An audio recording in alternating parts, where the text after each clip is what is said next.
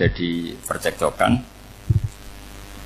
Nah, dulu itu semuanya itu religius, sehingga ukuran percekcokannya masih religi, yaitu ya gini saja, kita ngadakan kurban, yang diterima itu yang menang. Ya ternyata dalam kompetisi itu yang menang siapa? Habil. Akhirnya Habil jadi menikahi siapa? Iklim. Kalau sekarang kompetisinya kan siapa paling kaya ya menang, lebih gampang.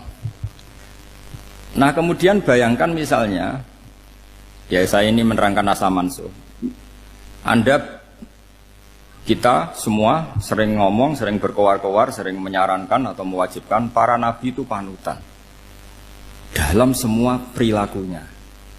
Ternyata ada beberapa perilaku yang sudah dinasakh atau dihapus ketentuannya oleh syariatnya Rasulullah Shallallahu Alaihi Wasallam. Maka mengenali nasakh mansukh itu keharusan dalam ulumul Quran. Ya, makanya Allah mengatakan apa? Manansakh min ayatin aw nunsiha pasti na'ti bi khairim minha aw misli. Jadi saya nerangkan nasakh mansukh itu dua sesi. Satu sesi antar nabi, dua di internal syariatnya apa? Nah, sekali saja hari ini tok, sudah setelah itu anggap pinter sudah. Kalau sudah jangan tanya lagi. Nah, ada beberapa lagi syariat yang masalah metode. Dulu Nabi Nuh itu dibolehkan oleh Allah saking mangkelnya sama orang kafir. Saya ulang lagi, orang kafir itu kan biadab sekali, nempat buminya Allah, makan rezekinya Allah, kemudian mengkafirkan Allah. Pikirannya Nabi Nuh, orang biadab gini nggak layak hidup, itu pikirannya Nabi Nuh. Kalau dia pakai militer, tidak punya militer, ya pakai langit akhirnya. Pakai kekuatan langit, beliau berdoa, Rabbi la tadzar alal ardi minal kafirina dayyar. Innaka intadzarhum yudillu ibadaka wa la yalidu illa fajirong kafar. Ya Allah, mereka ini orang-orang kafir, padahal pakai bumi engkau, pakai rezeki engkau, matikan semua saja. Jangan sisakan satu pun. Karena kalau masih sisa, nanti anak turunnya ya gitu. Gennya gendo ya pasti melahirkan gendo. Gen wala yalidu illa fajirong kafar. Kalau kamu sisakan pasti melahirkan generasi gendo lagi, kafir lagi. Dituruti sama Allah. Kecuali orang 80 yang ikut Nabi Nuh. Nah, orang 80 yang ikut Nabi Nuh ini selamat karena iman. Maka generasi yang sekarang ini termasuk saya semua ini semuanya turunan orang iman. Maka kita ini punya dua status. Satu, Allah kadang manggil kita ya Bani Adam, karena faktanya kita turunan Nabi apa? Adam. Panggilan kedua adalah Zurriyataman Hamalna Ma'nu. Orang-orang sekarang itu pasti turunan orang yang ikut perahunya Nabi Nuh. Jadi nasab kita ini sudah steril. Sudah tidak ada nasab lewat kafir, karena yang kafir sudah habis. Semua orang sekarang itu turunan Nabi Nuh, yaitu disebut apa? Zurriyataman Hamal Nama. Yaitu sekitar orang 80. Nah, oleh Allah Subhanahu wa taala syariat seperti ini pernah dituruti, yaitu akhirnya mereka mati semua kecuali orang 80 yang mukmin. Tapi uniknya Allah apa? Era Rasulullah Shallallahu Alaihi Wasallam, Nabi kita Nabi Muhammad itu diutus rahmatan lil alamin. Ketika Nabi didustakan, diusir, disakiti, malaikat gunung, beberapa malaikat sing ahli adab spesial eksekutor lah kira-kira gitu. Muhammad, kamu bilang saja ke saya, kalau kamu ingin orang-orang Mekah Bujal CS saya hancurkan. Tapi apa kata Nabi?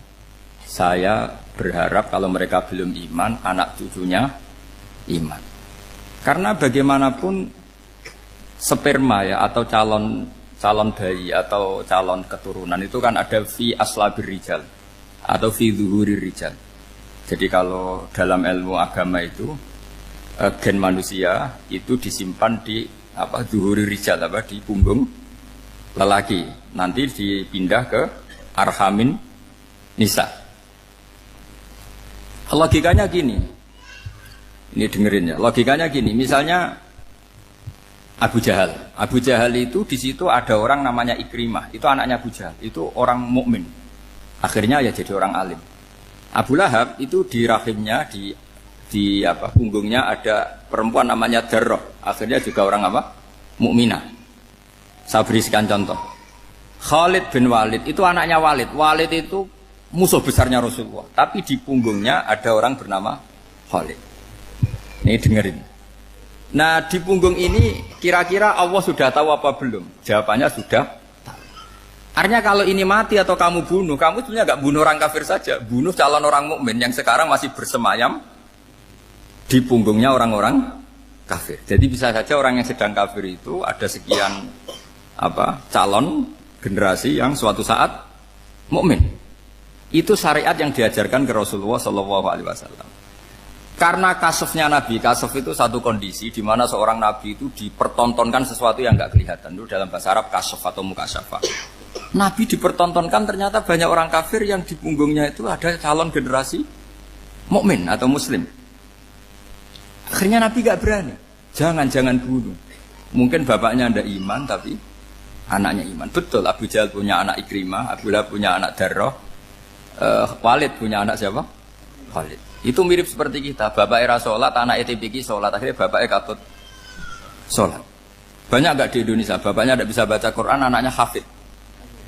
Nah, itu kalau bapaknya kamu habis, tidak ada yang meselin. Makanya biarkan hidup saja. Nah, artinya gini, andai kan tidak ada ulama yang menerangkan nasa mansuh, dikira syariat Nabi Nuh itu abadan mu'abbadat, selamanya lama.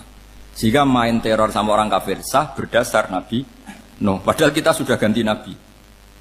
Yaitu syariatnya Rasulullah Shallallahu Alaihi Wasallam masyhur itu ketika Nabi ngendikan, saya tidak minta mereka dihukum, tapi ya Allah saya minta Allah mahdi qaumi fa innahum layak lamun. Mereka kafir itu karena tidak tahu. Sehingga ada periode. Loh kalau perang itu beda, perang itu konteksnya duel, itu tidak harus sama Abu Jahal, Abu Lahab. Ada penjahat mau bunuh kamu wajib perang enggak? Wajib. Penjahatnya meskipun muslim apa harus kafir? Meskipun muslim. Maka kata ulama fikih sebetulnya perang duel itu bukan syariat muslim sama kafir tok. Masih muslim sama muslim, misalnya ada orang mau merkosa istri kamu, terus dia pamit gini, saya muslim loh, beri hak loh. Enggak bisa. Saya penjahat loh, muslim. Jadi kamu nggak boleh merangin saya, ngelawan saya. Saya kan muslim. Nggak bisa, tetap harus dilawan. Makanya kata ulama-ulama fikih, pertarungan sama musuh itu tidak harus sama orang kafir. Orang muslim pun yang mengganggu kehormatan kita, misalnya mau merkosa istri Anda, itu harus dilawan. Makanya Nabi ngendikan, mangkutilah duna mali fahuwa syahid, mangkutilah duna harimi fahuwa syahid. Orang yang mati karena membela kehormatan keluarganya atau hartanya, maka dia mati syahid. Dan penjahat yang mati ini muhaddarun damu, diabaikan sehingga nggak kena kisos, pembunuhnya nggak kena. Misalnya ada penjahat mau bunuh kamu duel menang, kamu nggak kena kisos karena ini muhaddarun damu, diabaikan kehormatannya. Padahal dia muslim, apa?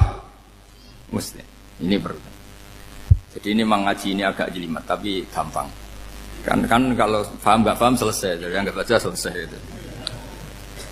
Sehingga kalau nggak ada nasa mansuh, maka orang selalu berpikir, pokoknya yang penting ikut Nabi. Lah itu bahayanya kalau Anda tidak tahu detail, jangan-jangan syariat yang kamu ikuti itu syariat yang sudah berstatus mansukhoh, telah dicabut. Dan itu banyak.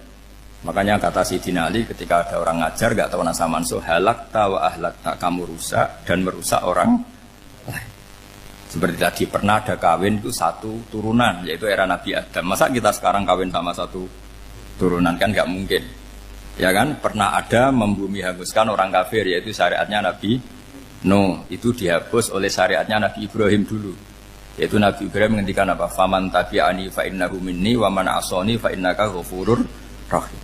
Ya, kalau orang ikut saya ya Allah ya pasti golongan saya. Kalau yang masih maksiat, masih balelo, saya berharap engkau ampuni. Akhirnya banyak orang kafir tobat. Coba era Rasulullah itu semua orang kafir Mekah itu kafir. Nabi belum wafat. Itu sudah ada 114.000 mukmin semua. Jadi Nabi menangi mayoritas orang menjadi mukmin dari mayoritas kafir. Yaitu disebut wara'aitan nasa yadkhuluna fi dinillahi afwaj. Andai kan Nabi Muhammad pakai syariatnya Nabi Nuh, bisa enggak mengislamkan orang sebanyak itu? Nggak bisa kan? Maka ini penting mengenali nasa mansuh. Jadi periode cara wong Jawa maksud no tuntas, Robila Tadar itu, pasot tuntas itu, menghabisi itu habis di periode Nabi siapa? No, syariat itu sudah nggak dipakai lagi. Yang dipakai apa? Faman tabi'ani fa innahu minni wa man asoni fa innaka ghafurur rahim.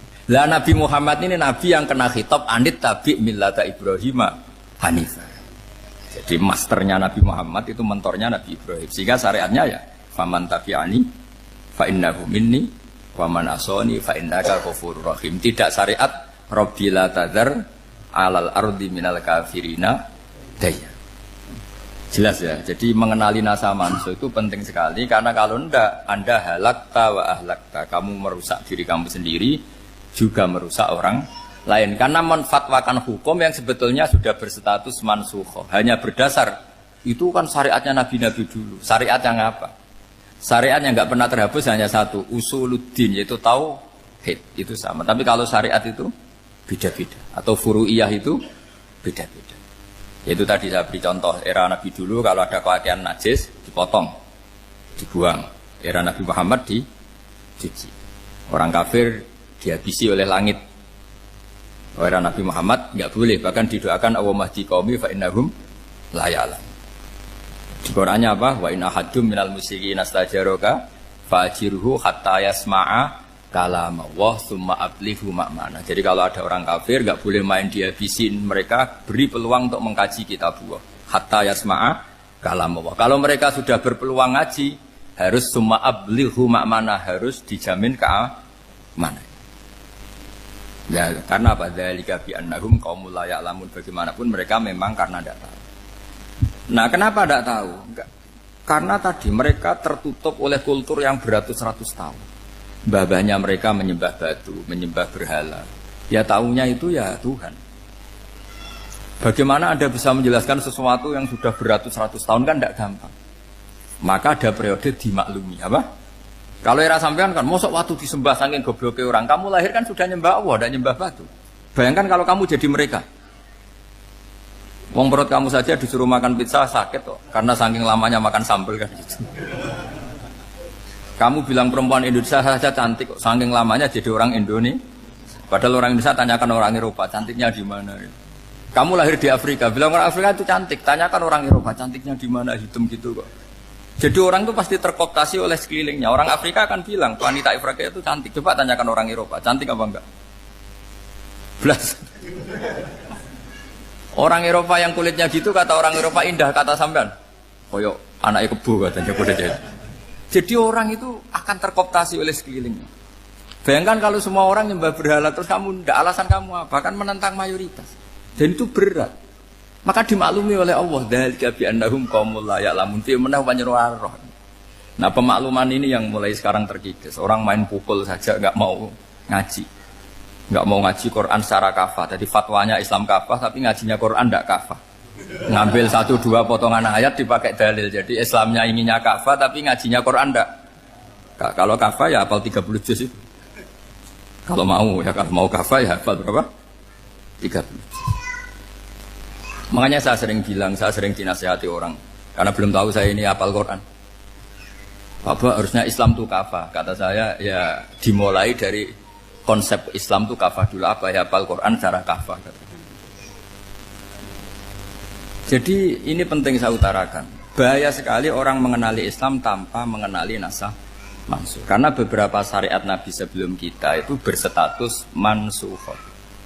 Terus contoh berikutnya, ini nasah mansukh antar Nabi apa khusus internal Nabi?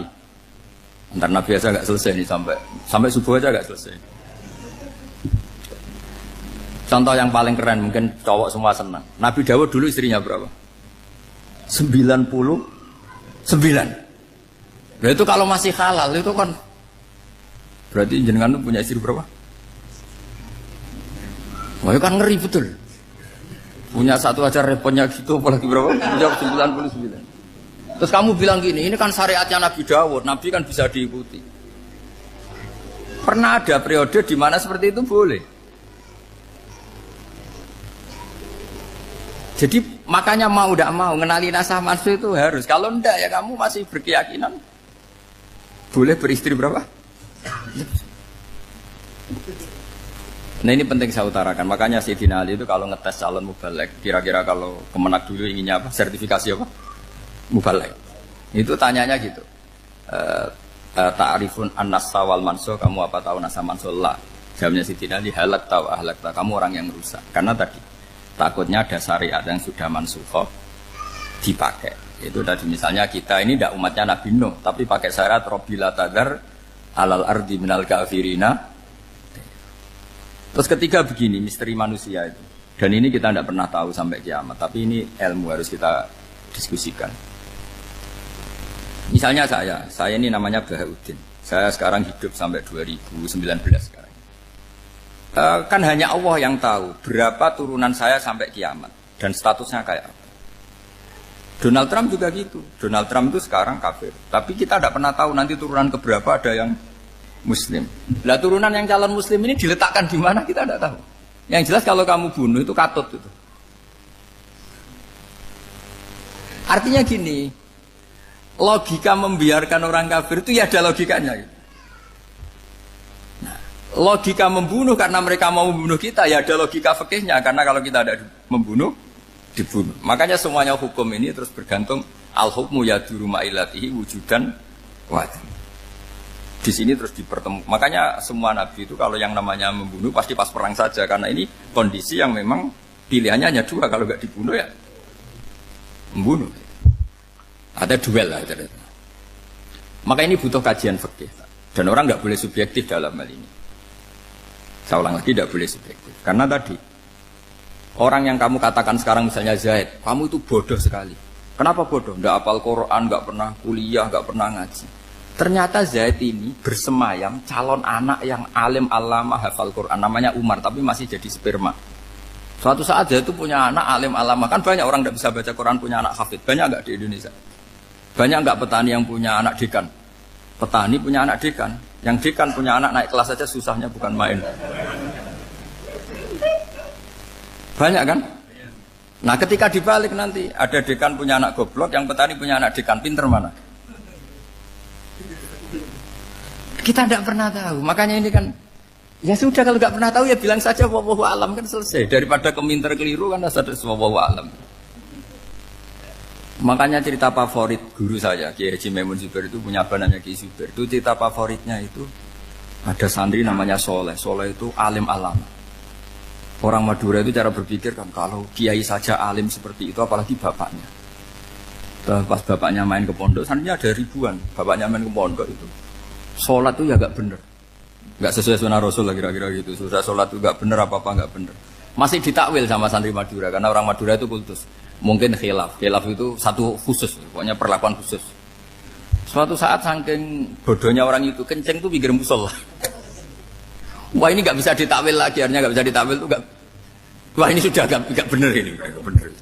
Singkat cerita santri tadi gak kuat matur ke kiainya, Pak Yai, jenengan sealim itu kok bapaknya segoblok itu. Kenapa? Ya, dia kencing pikir musola. Oh bapak saya itu pinter sekali. Kok bisa? Karena beliau yang memutuskan saya mondok sampai saya jadi alim alama seperti ini. Yang bodoh itu mbah saya. Yang bodoh itu mbah saya.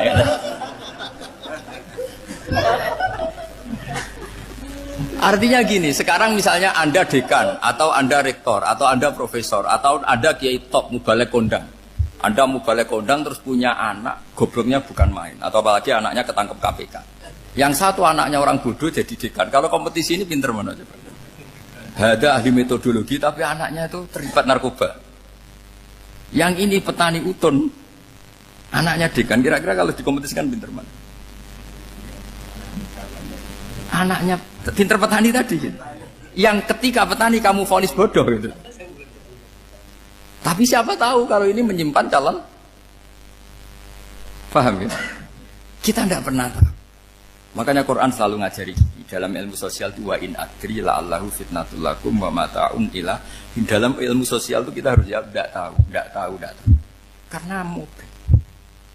Makanya saya tadi pagi ngaji di direktorat saya bilang, saya pernah diprotes orang, Gus kamu udah jelas 01 atau 02. Ya saya jawab gitu. Manusia itu makhluk yang paling gak jelas gitu.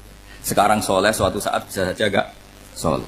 Yang sedang gak soleh suatu saat soleh. Sesuatu yang mungkin rubah kok kamu fanatik itu gimana? Nalarnya itu gimana? Coba kita tahu dulu Wahsy itu pembunuh Hamzah, akhirnya mati mukmin ya enggak? Padahal orang yang sangat dibenci Rasulullah karena membunuh Sayyid siapa? Hamzah.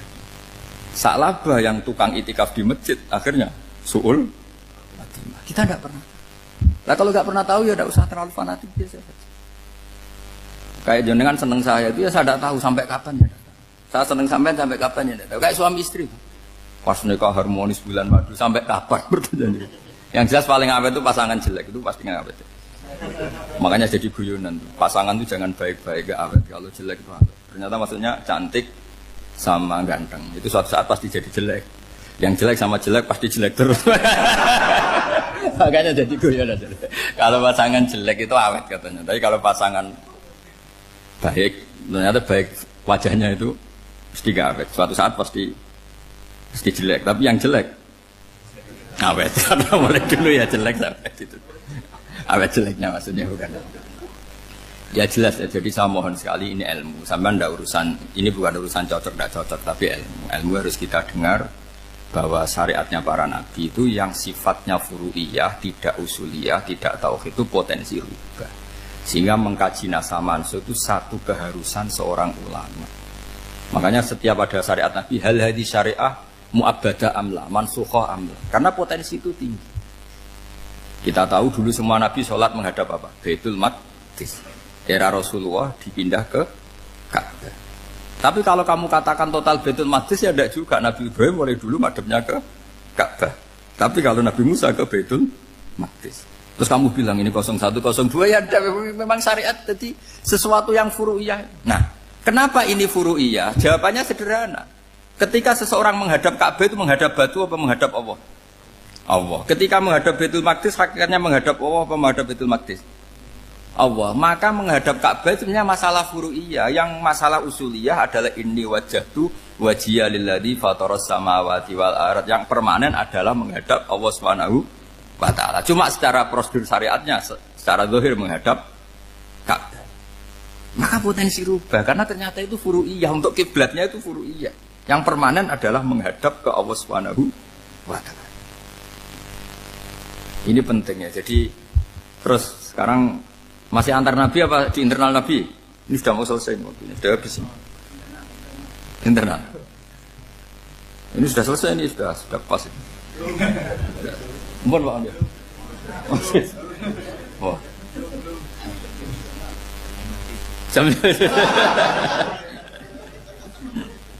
Ini sudah. Sampai mana tadi? Diteruskan apa enggak? Sudah ya, sudah kayaknya sudah. Biar kelihatan cerdas. Sekali pertemuan sudah pinter gitu. Berapa? Setengah jam sudah pinter. Yang internal nabi apa antar nabi? Internal ya, sudah sekarang ke internal. Kalau internal lebih banyak lagi contohnya. Yang masyhur tentu masalah Baitul Maqdis. Dulu Rasulullah pernah sholat menghadap Baitul Maqdis 16 bulan. Berapa? 16 bulan. Kila 17. Pokoknya khilafnya hanya 16 dan 17. Kalau ada bilang 10 bulan berarti gak pernah ngaji. Khilafnya, karena khilafnya itu hanya 17 sama 16. Akhirnya sama Allah diminta disuruh menghadap ke Ka'bah. Saya ulang lagi, itu tetap masalah antar nabi sebetulnya. Begini, makom itu kalau dalam bahasa Arab bukan kuburan. Kalau di Indonesia kan makomnya Sunan Bonang itu kan kuburan. Kalau makom dalam bahasa Arab itu sesuatu yang pernah dipakai singgah itu namanya apa? Makom. Lalu Rasulullah itu pertama di Medina itu madhab Baitul Maqdis itu 16 bulan. Orang Yahudi senangnya bukan main. Sampai mereka bilang gini, Muhammad tuh gaya-gaya nantok punya agama baru, tapi kiblatnya ikut kita. Baguslah anak itu katanya, masih tahu diri katanya. Bagus katanya itu masih tahu diri. Jadi senangnya bukan main orang Yahudi, karena kiblatnya Muhammad sama dengan mereka. Ya tentu mereka jangkar Muhammad, bukan Sayyidina Muhammad atau Rasul Muhammad karena mereka masih gak iman. Nabi itu ya agak tersiksa karena beliau secara gen turunan Nabi Ibrahim dan kiblatnya Ibrahim itu Ka'bah. Agak tersiksa tapi sami'na wa ata'na tetap madhab ke Baitul Maqdis berapa? 16 bulan. Suatu saat Nabi Muhammad itu disuruh madhab Ka'bah. Ini dengerin. Akhirnya madhab ke Ka'bah. Apa yang terjadi? Orang Yahudi komentar gini, Muhammad itu gimana? Dia di perantauan, rindu sama keluarganya. Terus rindunya itu diaplikasikan jadi perilaku agama. Jadi dia madhab Ka'bah dianggap kangen. Kayak saya kan orang Rembang. Rembang itu apanya Jogja? Timurnya apa-apa? Enggak, Jakarta itu mana Jakarta itu? Barat sana ya. Ibaratnya saya orang Jakarta, terus merantau di Jogja. Dulu kiblatnya itu menghadap ke timur, terus ketika madhab ke barat kata sampean, wah itu padunya kangen apa? Keluarga. Juga kurang ajar orang Yahudi. Jadi orang Yahudi itu memang paling pinter bully. Makanya kalau sampean tukang bully itu ya agak-agak, ya enggak. Saya tidak ngomong agak ya, pokoknya agak-agak itu. Ya. Pinter bully orang Yahudi. Makanya nggak ada orang debat sepinter orang Yahudi. Yang bisa ngalahkan hanya Tuhan itu. Orang Yahudi yang bisa ngalahkan hanya Tuhan. Lalu Sayyidina Ali orang paling terkenal cerdas. Itu kalau sama orang Yahudi itu pusing. Karena ya apa logikanya itu? Saya beri sekian contoh. Ada orang Yahudi tanya gini, Muhammad, kalau kambing mati itu yang bunuh siapa? Ya Allah, mati langsung itu. Agama kamu itu aneh, Mak. Yang langsung sentuhan Allah haram, tapi yang lewat tangan-tangan jahil manusia malah halal. Harusnya itu yang halal, kan orisinil, langsung Allah yang bunuh. Jadi utaknya itu aneh, dari cara berpikir itu aneh. Nah cara sampean, ini kan, nak halal pangan kue. Tapi Nabi kan nggak boleh bertutur kata kasar gitu. Kalau yang jadi Nabi saya, untalan ngono kan gitu. Tapi Nabi kan nggak boleh kasar. Jadi Nabi itu problem karena nggak boleh apa? Kasar. Kalau kita kan gampang, wis nak halal untalan kan selesai, Pak. Tapi Nabi nggak boleh kasar gitu. Jadi nggak Nabi, ya sampean itu kan enak. Mau keliru ya pantas, mau apa saja pantas. Karena kan nggak panutan. Kalau Nabi nggak bisa meluruskan kebenaran itu harus tetap sesuai akhlak. Ya jadi agak kerepotan. Makanya punya Umar alhamdulillah ada yang nggak perlu aturan itu. Jadi enak. Jadi ya itu memang aturannya harus itu. Coba Nabi itu perang tapi nggak boleh bunuh. Kayak apa susahnya? Beliau jadi sasaran tembak tapi nggak boleh bunuh. Kalau sahabat kan enak, duel, relax, santai, bisa tarung. Kalau Nabi nggak boleh. Makanya Nabi meskipun ikut perang terus gak ada sejarah orang yang dibunuh. Ya hanya satu peristiwa itu pun dibaca orang kafir, ditangkis Nabi, pedangnya kembali ke dia mati. Tapi gak ada yang Nabi. Karena Nabi kalau pembunuh nanti itu terus kayak pendekar kan susah juga punya Nabi kok. Habis perang saya Nabi tanya, Muhammad habis serang berapa? 1000. Ya repot juga punya Nabi mantan apa? Pembunuh meskipun yang dibunuh orang kafir, tapi kan kayak apa ya? Fitrah manusia itu akan menolak kepemimpinan orang yang gitulah pokoknya gak bisa diterangkan itu. Makanya Nabi itu gak pernah bunuh meskipun kayak apa musuhnya tapi gak pernah bunuh. Untungnya di sekeliling orang-orang yang tadi. Jangan bilang itu suka bunuh ya, pokoknya perang gitu ya. Perang dengan bunuh itu beda loh. Ya. Kalau perang itu fair apa? Fair. Sampai mana tadi? Nabi Ibrahim ya tadi. Makom tadi saya ulang lagi. Nabi Muhammad menghadap ke Baitul Maqdis itu hanya Allah nuruti. Ini loh Nabi betul. Tahu betul bahwa di antara syariat adalah Baitul Maqdis karena semua Nabi pernah berkiblat Baitul Maqdis. Tapi Nabi ketika menghadap ke Ka'bah, Nabi juga dibilangin sama Allah. Ini loh syariat yang benar karena Ka'bah juga kiblat sing a'taku, lebih tua ketimbang Baitul Maqdis. Maka disebut Ka'bah Atiqah. Ilal Baitil Atiq. Kalau Quran bahasakan Ka'bah apa? Wal yatawafu bil Baitil Atiq. Atiq itu tua sekali. Ya sudah. Ketika berstatus tua itu orang Yahudi seneng, mergo roh kelirune Muhammad. Mereka nantang, Muhammad ayo debat terbuka. Nabi rawuh. Bagaimana Anda bilang Ka'bah itu kiblat tertua? Wong Ka'bah itu pertama yang menghadap sana itu ya kamu. Semua Nabi menghadapnya ke Baitul Maqdis. Terus Nabi Muhammad mulai berargumentasi ilmiah tadi. Enggak, Ka'bah itu kiblatnya Ibrahim. Jadi Ibrahim dulu itu yang mulai dulu kiblatnya itu di Ka'bah. Terus orang itu tanya buktinya apa? Terus dijawab fihi ayatum bayinatum maqam Ibrahim. Ternyata di situ ada jejak kakinya Nabi Ibrahim, yaitu batu yang diinjak beliau ketika bangun Ka'bah. Itu argumentasi ilmiah. Lah barang orang Yahudi kehilangan ilmu itu gobloknya orang Yahudi. Makanya yang bisa mengalahkan Yahudi hanya Allah Subhanahu wa taala. Luang Ibrahim saja golongan kita, pengikut kita. Ibrahim itu pengikut Yahudi. Wah itu Nabi mulai senyum-senyum, mulai tertawa-tawa. Wah itu goblok, orang terdidik. Karena itu ibaratnya kayak kamu bilang Soekarno itu pengagum Puan Maharani. Kira-kira seperti itu. Soekarno itu pengikut Puan. Karena Yahuda itu Yahuda bin Yakub bin Ishak bin Ibrahim. Saya ulang lagi ya, nasabnya Yahudi ya Pak. Yahuda bin Yakub bin Ishak bin Ibrahim. Jadi Ibrahim itu mbah keempat dari Yahuda. Tapi karena mereka kalah debat, Ibrahim itu pengikut Yahudi, itu sama dengan bilang apa? Soekarno itu pengikut Puan Maharani. Itu kan jadi aneh. Atau Gus Dur pengikut Mbak Yeni, atau Basim Masari pengikut Mbak Yeni, itu kan aneh. Wah, akhirnya sama Allah diingatkan. Makanya ada ayat ha antum haula hajatum fi malakum bi ilm falimatu hajuna fi ma laysa lakum bi ilm. Perjanjian debat ini semuanya harus ilmiah. Tapi kenapa perdebatan Anda malah ndak ilmiah? Karena orang Yahudi iftadohu, malu semua. Wah, semuanya Muhammad. Itu satu-satunya kekalahan orang Yahudi. Tapi ayat-ayat seperti ini itu enggak populer. Ayat ha antum haula'i hajastum fi malakum bi ilm falimatu hajuna fi ma laysa lakum bi. Jadi Islam betapa hebatnya Islam. Kalau debat harus ilmiah. Dan Kanjeng Nabi menantang, ini perjanjian kita debat ini ilmiah. Kenapa sekarang jadi tidak ilmiah? Yaitu kamu mengatakan Ibrahim itu pengikut Yahudi. Padahal Ibrahim dengan Yahudi itu dulu Ibrahim. Makanya Yesus kalah, mas. Tapi tetap ra Islam. Tapi nah, makanya terus Ka'bah dibuktikan ketuaannya lewat apa? Fihi ayatum bayinatum maqamu Ibrahim. Itu bukan makam kuburan. Karena makamnya Nabi Ibrahim tetap Hebron, temudi Palestina. Kira-kira itu Palestina. Jare Israel yo ning Israel, mbol menang di. Jare ning Israel yo ning Israel, jare Palestina ning. Saya pernah ziarah ke sana di Hebron. Di makamnya Nabi siapa? Ibrahim. Jadi jelas ya. Jadi nasa mansuh itu ketentuan yang dikehendaki Allah Subhanahu wa taala untuk menguji loyalitas manusia, menanggalkan semua akalnya. Makanya saya mohon sekali siapapun yang ngaji saya dimanapun, sekali-kali manusia itu harus menanggalkan akalnya. Sekali Anda pakai akal, maka Anda akan ingkar dengan nasa mansuh. Nasa mansuh itu hukum yang direvisi, yang dibatalkan. Makanya orang Yahudi lagi-lagi pinternya orang Yahudi. Merovokasi orang-orang yang Islamnya belum kuat, diprovokasi gini. Ungzuru ila Muhammadin tahayyara fi din yukhillu yawman wa yuharrimu ukhra. Lihat itu Muhammad, dia kebingungan cara beragama. Kadang bilang A, besok bilang B. Jadi nasa mansub dianggap satu bentuk kebingungan. Gak kurang ajar tadi. Wah, akhirnya sebagian orang yang murtad. Makanya nasa mansub itu satu peristiwa yang menjadikan banyak orang murtad.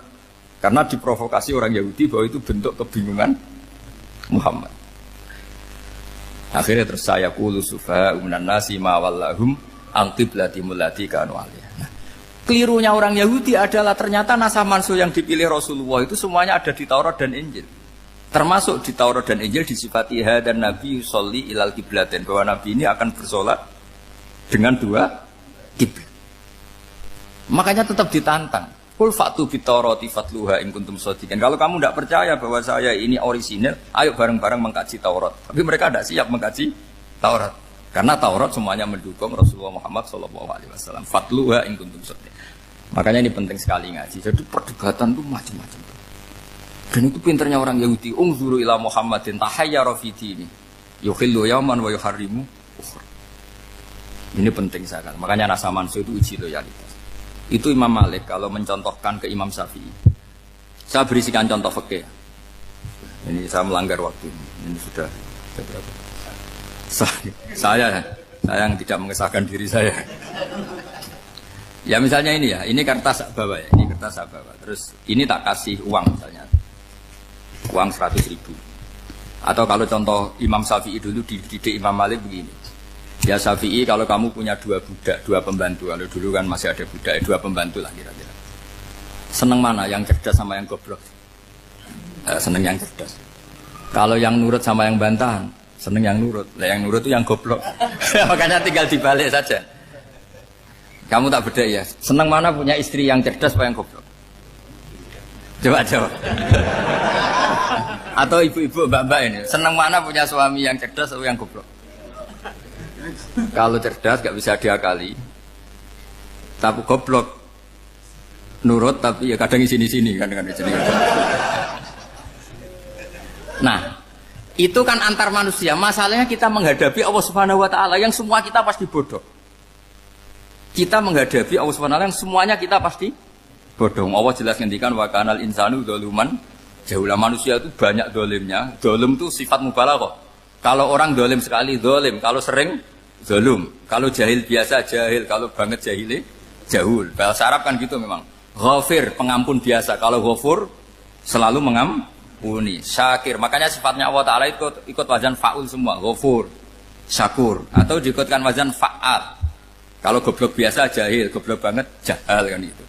Kafir biasa kafir, kalau kafir banget kafar. Ya, jadi wazan balagha itu bisa fa'al, bisa fa'ul ya. Kafirin, kafar atau kafur. Paham ya? Malah ngaji nahwu. Ya tapi ini memang perangkatnya ya. Ini kan perang mau tidak mau. Makanya misalnya Allah tidak suka kulla kafarin banget kafir ya, Pak. Paham ya? Kulla khawanin banget khianate. Kalau khain khianat biasa, kalau khawan sering khianat. Lah manusia itu kata Allah apa? Zaluman. Wes banget dolime, banget bodoh. Itu kalau yang ngarang hikam mencontohkan tuh gini, manusia itu pas bener saja salah, apalagi pas salah. Jadi manusia itu kata imam yang ngarang hikam itu, man itu kanat mahasinhu masawiyah, fakih fala takunu masawihi masawiyah. Ketika baik saja buruk, apalagi ketika buruk. Coba kalau ada orang dermawan sama teman-temannya, tanyakan istrinya, duit hambur-hambur, disekno konco ngalono bojo. Mesti gitu. Teman yang sering silaturahim ke teman-temannya, kata temannya baik, senang silaturahim, tanyakan istrinya, oh meninggali wong. Jadi manusia pas baik saja ada buruknya, apalagi pas buruk. Makanya dulu bapak saya ngajarin saya istiqomah ya apik ya, tapi kadang-kadang nak keterusan itu ora istiqomah ngangkangi orang dia tidak punya kesempatan. Misalnya ada imam masjid ngimami terus sampai tua sampai mau mati, itu istiqomah apa tidak memberi peluang yang lain? Tidak jawab aja. Jadi itu manusia. Jadi pas baik saja buruk, apalagi pas buruk.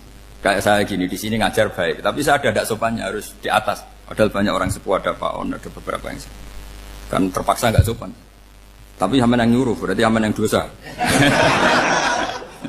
Kemarin saya minta di bawah supaya ganjaran saya utuh. Ini gara-gara begini ganjaran saya ini agak terkredit terdebet itu karena itu.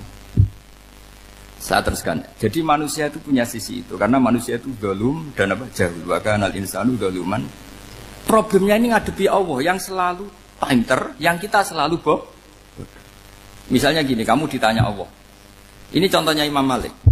Ikla hadi sokhra fa inna tahtaha dhahaban. Coba bongkahan batu itu kamu angkat, di bawahnya ada emas. Lalu budak yang pinter berlogika, oh disuruh buka itu karena ada emas toh. Berlogika. Kalau budak yang goblok enggak, ya disuruh ya diangkat saja. Ada emas apa enggak karena perintah ya diangkat. Yang satu nurut karena perintah, yang satu nurut karena ada emas, ada sesuatu. Logikanya suatu saat Tuhan itu hanya bilang gini tok, ikla hadis sokhroh, batu itu angkat. Yang nurut yang goblok permanen tadi kan langsung ngangkat. Yang pinter, ini ada apa lagi Gusti kok harus diangkat? Ya gak ada apa-apa, nyuruh saja kata Allah gitu. Oh ada bisa, sesuatu harus ada alasannya. Itu kira-kira mangkel loh agak. Oh mangkel. Nah, logikanya manusia seperti itu. Makanya dua murid pinter, di rakyat pinter, presiden ya susah mesti demo. Goblok ya susah di sini uang. Ini kan nggak ada pilihan. Memang manusia itu nggak ada pilihan. Nah sekarang masalahnya di fikih ini saya kembali lagi ke fikih. Pertanyaannya secara fikih begini. Misalnya iddah. Iddah itu seorang perempuan ditinggal mati suaminya atau ditinggal atau cerai. Itu kan ada namanya apa? Iddah. Iddah itu memastikan apa tujuannya? Memastikan rahim itu steril dari mani atau sperma zaut awal. Supaya nanti kalau dinikah orang lain tidak terjadi ikhtilatul ansab, nasab. Oke, berarti iddah kita beri argumentasi secara ilmiah li baro'ati rohmi. Jadi misalnya Zaid menceraikan istrinya Sri dalam keadaan masih bisa haid. Iddahnya 3 kali masa suci. Wal mutallaqatu yatarabbasna bi anfusina salah satu guru. Lalu karena secara teori medis kalau haid berarti bukti tidak hamil. Apalagi kalau haidnya terulang-ulang sampai 3 kali pasti tidak hamil. Sehingga kalau nanti dinikahi orang lain pasti kalau ada anak ya anaknya zaud sani atau zaud kedua. Berarti alasan iddah li baro'atir rohmi. Oke, kita sok pinter, sok bijak. Pertanyaannya adalah, sekarang sudah baru 1 bulan, suaminya di Malaysia, nggak pernah ngumpuli. Dicek di medis juga berbukti tidak hamil. Apakah boleh tanpa iddah? Semua ulama mengatakan tidak boleh. Tapi ini kan rahimnya jelas bersih. Ya karena iddah itu nuruti perintah pangeran, pokoknya tetap iddah. 3 kali masa suci. 3 kali masa suci atau masa haid. Itu ada perdebatan ulama. Tapi kan ini terbukti bersih Gus. Meskipun terbukti bersih kata Allah harus iddah 3 bulan atau berapa kira-kira 3 bulan 4 bulan ya tetap harus iddah. Kowe milih mana? Sok pinter. Gusti, berhubung ini. Pangeran mbok terangno gitu. Berhubung. Jadi Tuhan apa mbok wari berhubung Gusti. Ini jelas steril dari sperma zaut awal. Enggak usah idah Gusti. Sama aja kamu disuruh majikan kamu ikhla hadis safra. Berhubung enggak ada apa-apa, enggak usah ya. Kira-kira mangkel ndak budak yang seperti itu. Mangkel. Maka dibutuhkan kebodohan dalam beragama. Betul itu memang. Makanya Nabi itu unik. Pernah bilang begini. Aksaru ahlil jannah al-buhu. Aki-aki penduduk swarga itu al-buhu. Wong goblok-goblok. Maksudnya goblok yang jenis ini. Bukan goblok betulan maksudnya. Maksudnya goblok jenis ini itu ya tetap pinter. Tapi pinternya dibuang. Pura-pura goblok demi sami'na. Jadi saya misalnya kok pinter. Pinter dan goblok tadi. Sekaligus. Pinter dan goblok. Ya baha ikhla hadis sokhra fa'inna tahta hadapan. Tak angkat.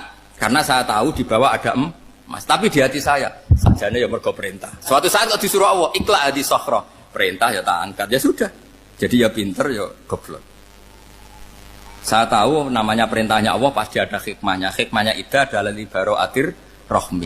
Tapi hikmahnya jadi kawula adalah nurut perintah Allah, cek tahu alasannya maupun tidak. Nah, di sini ada illatul hukmi untuk membangun kecerdasan, tapi ada loyalitas untuk membangun ubudi. Ya, bahwa kita ini kawula roh tetap lo. Makanya tadi pagi saya cerita Sayyidina Umar. Sayyidina Umar kayak apa cerdasnya? Tapi tetap ubudiyah. Yaitu Rasulullah SAW sering dibully orang kafir. Muhammad itu gaya-gaya nantok. Wong ra oleh nyembah berhala, ra oleh nyembah watu. Sebelum dia ini nyembah Hajar Aswad. Karena dilihat dari jauh kan tetap nyium Hajar Aswad. Coba kalau kamu lihat dari jauh, kamu sujud dari jauh kan kayak sujud sama batu. Makanya Sayyidina Umar karena orang kafir masih cara berpikir gitu, tiap nyium Hajar Aswad itu komentar gedumel. Alim tu annaka hajarun la tadurru wa la tanfa. Walau la anni ra'aitu Rasulullah qabbalaka ma qabbal. Bukan. Aku roh nek watu ora mandoroti ora manfaati. Kalau saja saya tidak melihat Nabi nyium kamu, saya tidak sudi nyium kamu. Jadi tidak berdoa doa mustajab itu tidak berutuh. Karena apa? Umar tahu ini masalah secara tauhid. Kalau saya doa di depan Hajar Aswad nanti dikira syirik karena berdoa di depan batu. Tapi kalau saya tidak nyium nyulayani sunnah Rasul yaitu nyium Hajar wis tengah-tengah nyium sambil gerutu itu sudah kompromi. Ya nyium tapi gerutu. Kayak apa? Makanya ya cerdas tapi ya goblok tadi ya cerdas. Itu uniknya Rasulullah. Jadi muji orang pintar ya sudah langit. Tapi Nabi pernah dalam satu hadis mengatakan aksaru ahlil jannah al-bulbu. Aki-aki penduduk swarga itu orang bodoh. Artinya orang bodoh itu bukan bodoh betulan. Kan? Dia meninggalkan akalnya demi loyalitas ubudiyah. Nah, untuk menutup sesi ini terakhir betul. Tak tutup selain ini selesai. Untuk menutup itu bukti begini. Perang Badar itu perang yang nggak mungkin dimenangkan umat Islam karena orang kafir itu 1000 dengan pasukan full dengan peralatan perang full. Rasulullah itu tahun kedua Hijriah itu pasukannya hanya 313. Itu pun pedang itu untuk orang 5 itu hanya ada pedang 1. Jadi kalau mau dibaca orang sih kamu nilai pedangnya aku. Itu kan nggak kebayang perang dalam keadaan seperti itu. Jadi mesti kalah, orang kok mungkin kalah mesti. Tapi Nabi tetap bilang saya ini disuruh Allah perang, ya harus berangkat. Yaitu perang Badar. Kata para sahabat, ya Rasulullah ini nggak masuk akal. Sudah nggak usah perang, ini nggak masuk akal. Mau setor nyawa. Sudah gitu dadaan, nggak ada persiapan. Lucunya apa? Sahabat itu ketika Nabi tetap berangkat. La akhrujanna walau waqti. Nabi menginginkan saya tetap berangkat meskipun sendi. Setelah Nabi berangkat sekian meter, tuh sahabat ikut semua. Kata Nabi, lah kamu kok ikut? Ya ikut saja. Kata kamu mesti kalah. Ya anggap saja setor nyawa. Demi loyalitas pada jenengan. Itu makanya nggak ada periode sebaik periode sahabat. Tapi yang gerutunya jalan. Karena gerutu ini bawaan ilmiah. Makanya kita loyal sama presiden. Tapi yang nggak cocok ya gerutunya jalan. Tapi bawaan mencintai Indonesia tetap jaga stabilitas. Itu bawaan cinta Indonesia, bukan cinta pejabatnya kadang. Gerutunya jalan. Tapi bawaan loyal sama Indonesia tetap mengaku. Bawaan loyal sama Rasulullah tetap ikut perang. Bawaan akal karena nggak masuk akal ya gerutu. Dan itu uniknya Quran itu mengapresiasi itu dan dianggap nggak masalah. Saya bacakan ayatnya. Kama akhrajaka rabbuka min baitika bil haqq wa inna fariqam minal mu'minina lakarihun. Yujadilunaka fil haqqi ba'dama tabayyana ka'annama yusaquna ilal mauti wa hum yanzurun. Peristiwa Badar ada peristiwa kamu itu keluar untuk perang. Sahabat kamu ngikuti, tapi mereka lakarihun, enggak senang sebetulnya. Karena enggak masuk akal. Ya geremeng tapi ya derek. Yujadilunaka fil haqqi, mereka mendebat kamu dalam kebenaran. Jadi ya Rasulullah wong perang karuan kalau jenengan lakoni alasane nopo? Lah kok melok? Ya saya harus ikut jenengan kan jenengan Nabi. Itu unik. Kalau orang sekarang mana mau, kalau nggak masuk akal nggak mau melakukan. Coba misalnya istri kamu belajarnya dikurangi, anggap saja petualangan latihan hidup di masa lalu, nggak mau. Padahal petualangan itu hal yang indah. Petualangan itu kan hal yang indah, kan nggak mau. Oh ngirit aja alasan. Tapi lucunya kalau dijak camping bermiskin-miskin di hutan mau. Karena karpe dewe, tapi tak suami yang ngongkon. Ayolah seminggu ini kita model miskin, anggap saja petualangan masa lalu. Enggak mau. Karena pinter, apa? Coba kalau bodoh. Ya ngono ya rapopo Mas. Tapi resikonya nak bodoh, pas kamu sakit ya dibiarin. Karena dia melihat sakit kan biasa, namanya manusia. Jadi makanya ini pilihannya susah, hidup itu masih susah makanya ini. Jadi uniknya Quran gitu, Quran itu membolehkan psikologi manusia. Makanya Allah ngendikan kutiba alaikumul qital wa huwa kurhul lakum. Ya saya tahu kamu tidak suka perang. Allah yang ngakui bahwa kurhul enggak apa-apa. Tapi ketidaksenangan kita harus dilawan demi mengikuti Allah dan misalnya perempuan Allah juga gitu. Wa ashiruhunna bil ma'ruf. Gauli istri kamu muamalah secara baik. Kata Allah fa in karihtumuhunna fa'asa an takrahu syai'a wa ja'alallahu fi khairam kasira. Mungkin ada watak yang kamu tidak suka, tapi di situ ada kebaikan. Allah ngaku yang namanya suami mesti ada watak yang nggak suka dari istrinya. Juga sebaliknya lebih banyak lagi yang suami istri kamu tidak suka watak kamu. Juga nggak suka hidung kamu, wajah kamu banyak lah nggak disuka. Tapi demi kestabilan negara suami istri ini, mereka loyal. Justru itu bagus.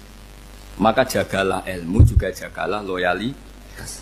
Itu yang perlu saya utarakan. Jadi makanya agama ini dibangun dua. Satu kecerdasan hikmah, yaitu ya al-hukmu yaduru ma'ilati wujudan wa adalan. Tapi juga ada ubudiyah, bahwa agama ini milik Allah. Maka sami'na wa adalan. Karena begini logikanya, saya ulang lagi masalah batu. Iqla hadis sokhra fa inna tahta hadaban. Terus saya angkat. Pembantu saya ngangkat. Dia saya gaji atas nama apa? Nurut kan? Atas nama menemukan emas apa atas nama nurut? Nurut, karena emas itu juga penemuan saya, milik saya. Ngangkat batu yang nggak ada emasnya juga atas nama nurut. Jadi rapot yang saya berikan ke pembantu saya itu tentang nurut dan tidak nurut. Saya kan tidak peduli dengan cerdas dan tidak cerdas. Itu kan tidak sesuatu yang menguntungkan saya.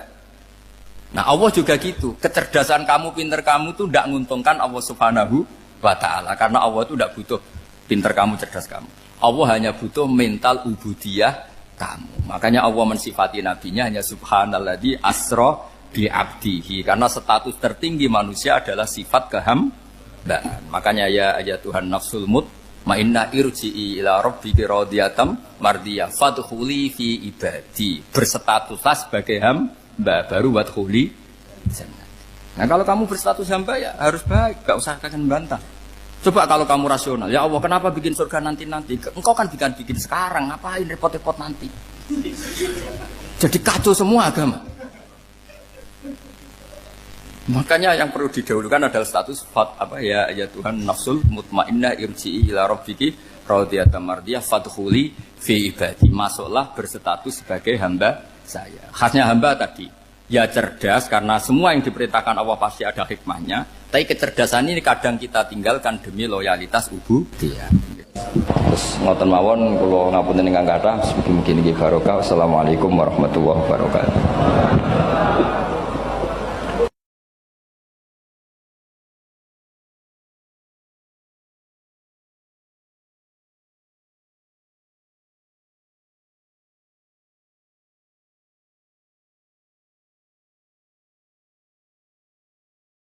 Ono bajingan kondang, gak tahu konangan. Atau koruptor paling gampang. Koruptor kurang ketangkep KPK. Terus dicolong. Iku sing njupuk barang ning omahe terus darani maling. Padahal luwih maling koruptor ya. Dieling-eling nggih, kula baleni malih iki pentinge ngaji ya. Dadi aja geman iktimat mbek barang sing ora wujud. Demokrasi itu tidak wujud. Hak asasi manusia ya tidak wujud. Ini tidak bisa Anda buat pegangan supaya nak ketemu Allah Subhanahu wa ta'ala. Mergo barange ora wujud. Dadi kabeh ning donya iki liyane manungsa udah sering maca tasbih, sering salat. Ya kowe ora roh. Kowe ora usah takok carane. Kados kowe iman nak gedang ana gizine, sego ana gizine. Kowe ora tau takok kan manggone endi carane piye. Dadi kabeh manuk, kabeh kewan malah maca tasbih. Sing ora jelas ya manungsa niku separuh maca tasbih, separuh ora. Nak kabeh kewan maca tasbih. Kowe ora usah takok ora carane piye terus bahasane piye. Wong dikandani kok malah takok carane, iki malah lucu. Mulane terus dadi anekdot masyhur iku. Maksiat tetep maksiat, setan wae roh maksiat. Lah umume setan iku nek ana maksiat ku seneng kecuali sitok nyelingkuhi bojone setan. Wah, nek iku setan lah ngamuk. Dadi satu-satunya maksiat yang setan pun ndak seneng iku nyelingkuhi bojone setan. Iku Allah ya ora seneng, setan ora seneng. Iku satu-satunya contoh maksiat sing setan pun ndak seneng. Lah guyonan ngoten niku penting karena itu tadi. Hukum itu kalau nuruti pandangan manusia dawuh Imam Syafi'i iku ruwet. Mergo al-qaulu qaulu sahibil ya. Angger sing nyekel sawangane sing duwe. Dadi kados koruptor sing donyane akeh, duwe alpat macam-macam itu ana sing nyolong sepeda montore sawangane ya salah. Padahal ini dhewe hasil colong. Ya tapi ki bener nyolong ya keliru, nyolong kok bener. Ya wis ngono agama wis ngoten niku.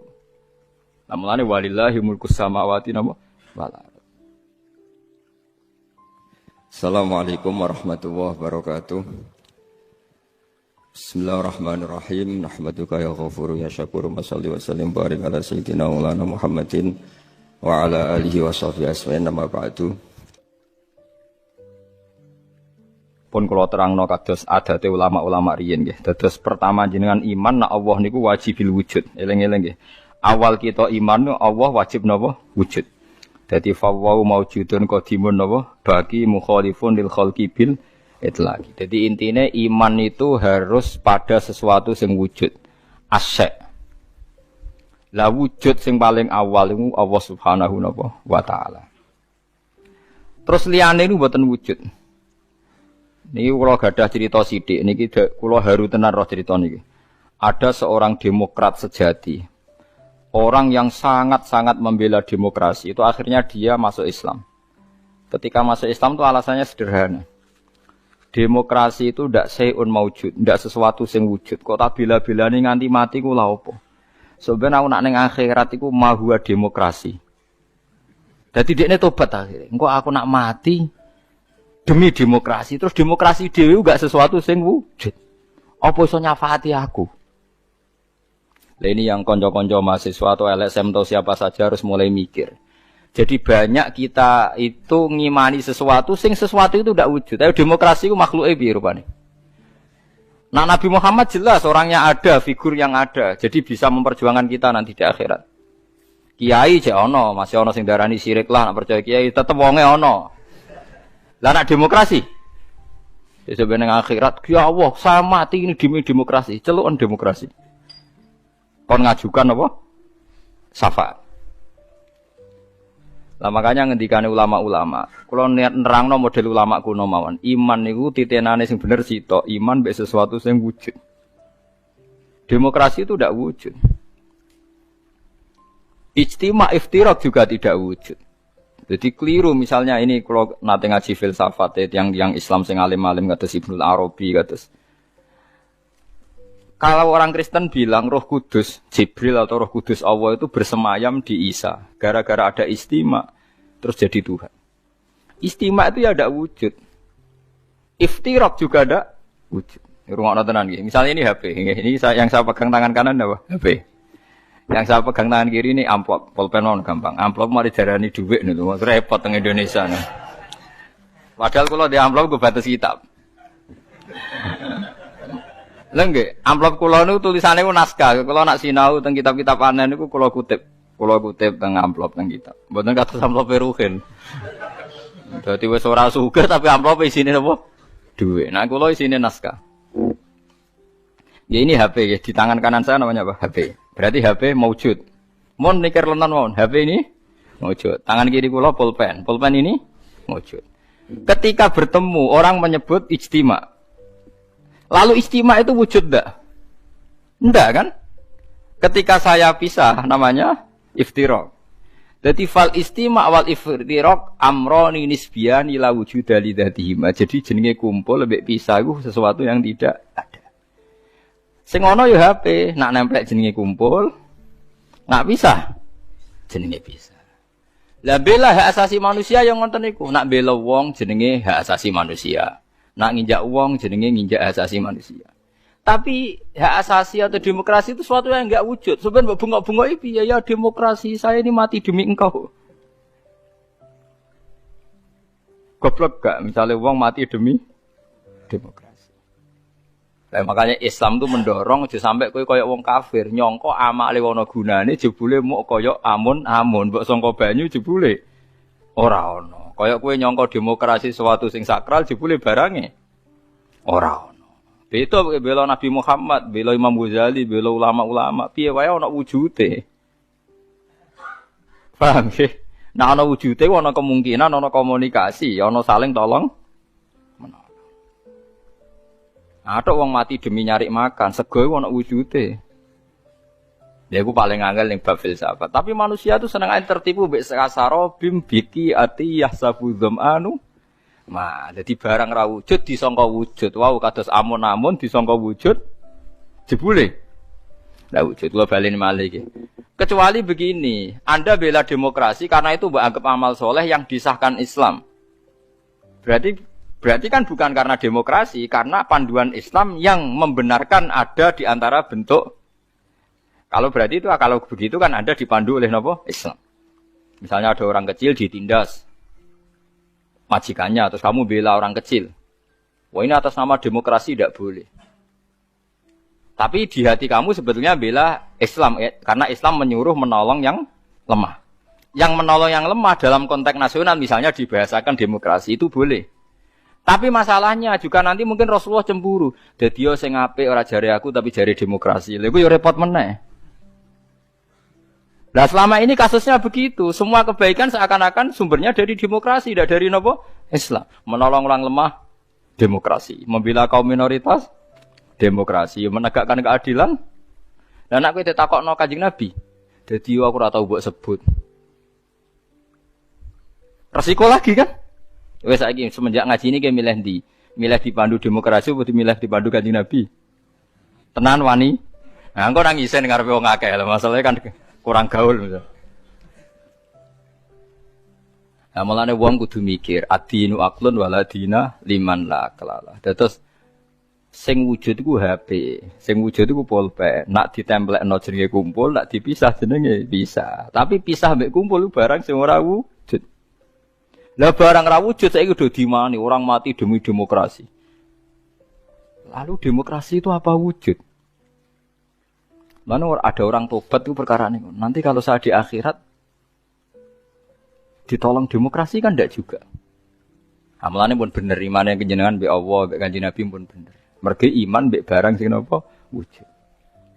Lalu kedua, kalau Anda iman fungsinya makanan atau minuman atau makhluk selain Allah, niku bener wujud, tapi wujud yang berkesudahan. Makanya disalahkan juga sama Allah, wong barang berakhir berkesudahan kok mbok imani. Makanya namung iman be Allah Subhanahu wa taala mergo hayyum bak napa hayyum bak. Makanya Allah ngendikan wa tawakkal 'alal hayyil ladzi la yamut. Kena tawakal ya be zat sing ra iso mati. Karena kena percaya presiden mati. Percaya ya wujud tapi mati. Ya bingung barang presiden. Paham ya? Duit ya hilang. Wis mati sik malah sedurunge mati duit wis mati. Sing urip-urip kan kowe. Dadi duit pastine wis apik tengok-tengok wis mati. Paham ya? Lah wong kafir senengane dewa-dewa ana amal padahal hakikate kasarobi yahsabu dzamanu.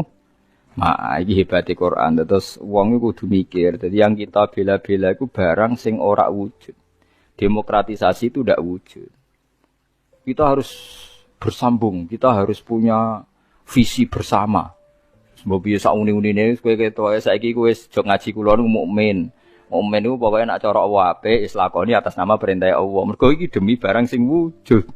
Aja geman Allah ra mbok elok-elokno, mergo berarti kowe ngimani barang sing mboten wujud. Kalau saiki akhlak darani etika, kebaikan darani norma. Allah ora tau disebut. Kebaikan bersama, norma bersama. Saiki Allah iku silang. Wah, barang apik jenenge etika, barang apik jenenge norma. Ora tau muni Allah ngajarkan ini, Rasulullah Suwe-suwe bahkan orang itu sampai bisa bayangkan tanpa agama karena merasa sudah bisa menemukan norma tanpa agama. Lucunya banyak santri yang ngikut itu. Ya itu musibah. Musibah tenan itu. Itu berarti ini imane kayak wong kafir. Kasarobi tasabu dzam'anu napa?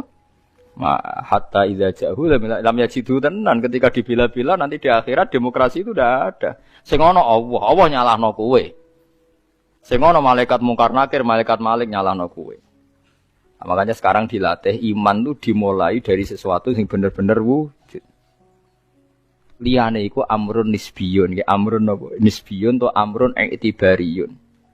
Iku mau kal istima' wal iftira.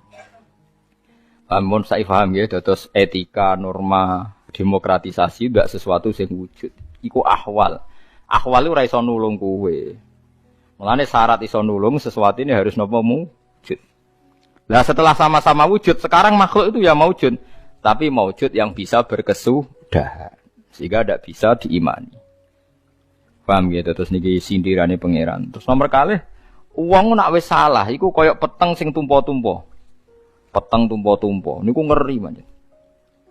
Kalau niku duwe cerita niki kisah nyata. Ada seorang bakul mie